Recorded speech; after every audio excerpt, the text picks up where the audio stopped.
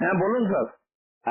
একটি জিনিস না ইয়ে রাখবেন, এটা তো বোরিং করে চলে। মেন হচ্ছে কি, ওই যে মিস্ত্রি কাজ করবে তো সিমেন্টের মিস্ত্রি, হুম ওটা আপনার পার্টিকুলার থাকবেন যিনি আমাদের এখানে বানানো হয়েছে, নাহলে চাপাকলটা যখন চালাবে তো জলটা আপনার পায়ের উপরে আসবে। হুম হুম হুম হুম ওটা স্লোপটা যেন ওইদিকে হয় আর কি। আপনি দেখেছেন তো, আমি তো দাঁড়িয়ে ইয়ে করি তো। হ্যাঁ হ্যাঁ। আর যে ইয়ে চাপাকলটা যখন কিনবেন হুম তো দেখবেন ওর মুখের উপরে যখন যেখান থেকে জলটা পড়ে ওইখানে একটা বালতি টাঙার জায়গা রয়েছে, হ্যাঁ হ্যাঁ হ্যাঁ হ্যাঁ। হুম অমনি চাপাকলটা কিনবেন। হুম আর যে জমিটা যে বানাবে হুম ওকে বলে দিলেন এমনি বানাবে যাতে জলটা আপনার পায়ে না না পড়ে। আপনি তো বাঙালি, তো আপনি জানেন তো আমরা পার্টিকুলার হয়েছি জলটা পায়ের উপরে না আসে। হুম হুম। তো হ্যাঁ আমি বলে দেবো ওই এমনি দিকটা উঁচু করবে, ওইদিকে মানে কি বলে ওই নালার দিকটা নিচু করবে, ওই সাইডটা পিছনের দিকটা। একটা 1 ইঞ্চ ওই উপরে বানিয়ে দেবে, উপর থেকে এমনি, হুম হুম।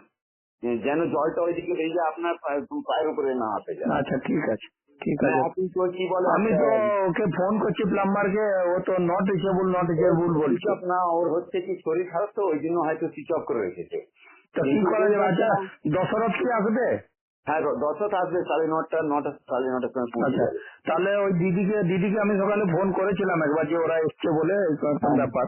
তো তাহলে দিদি টেলিফোন এসেছিল। আচ্ছা তাহলে হ্যাঁ আমি দিদিকে ফোন করেছিলাম আর কি।